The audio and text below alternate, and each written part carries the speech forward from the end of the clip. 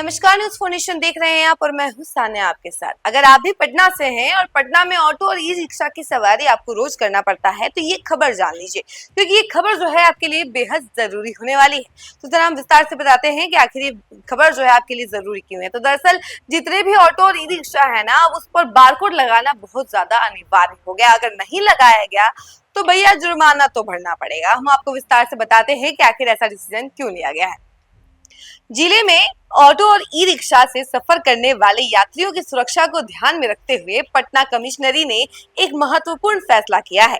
जिले में परमिट प्राप्त ऑटो और ई रिक्शा पर अब बारकोड लगाना अनिवार्य होगा। इस बारकोड में वाहन और चालक की पूरी जानकारी दर्ज होगी, जिसे यात्री स्कैन करके देख सकेंगे। साथ ही प्रवर्तन टीम को भी ऑटो और चालकों से संबंधित सारी जानकारी आसानी से मिल जाएगी। यदि कोई चालक बिना बारकोड के वाहन चलाते पकड़ा जाएगा तो उस पर जुर्माना लगाया जाएगा। विभाग जल्द ही नए परमिट के लिए ऑनलाइन आवेदन प्रक्रिया शुरू करने जा रही है। इसके लिए एक पोर्टल विकसित किया जा रहा है, जिसके माध्यम से वाहन स्वामी जोनवार आवेदन कर सकेंगे। आवेदन प्रक्रिया की पूरी जानकारी आवेदकों को समाचार पत्रों के माध्यम से दी जाएगी।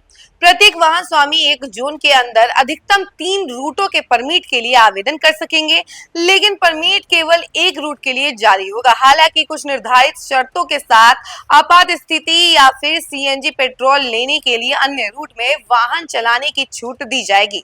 ऑटो और ई रिक्शा के परिचालन को व्यवस्थित करने के लिए विभाग नए रूट तैयार कर रहा है। हाल ही में जाम की समस्या को कम करने के लिए शहर को 3 जोन पीला, ब्लू और हरा में बांटा गया है। इसके अलावा रिजर्व ऑटो और ई रिक्शा के लिए एक अलग जोन भी बनाया जाएगा। नई व्यवस्था के तहत ऑटो और ई रिक्शा को केवल निर्धारित जोन में ही चलाने की अनुमति होगी, जिससे शहर में यातायात सुगम होगा।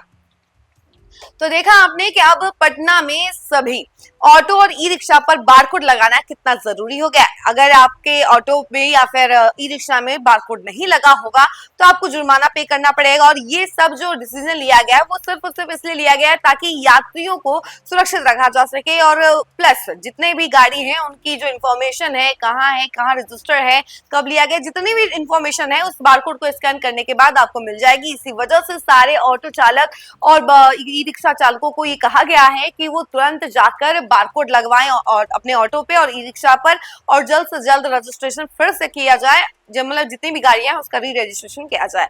इस खबर में फिलहाल के लिए इतना ही। ऐसे ही तमाम अपडेट के लिए आप हमारे साथ बने रहें और देखते रहें न्यूज फोनेशन। धन्यवाद।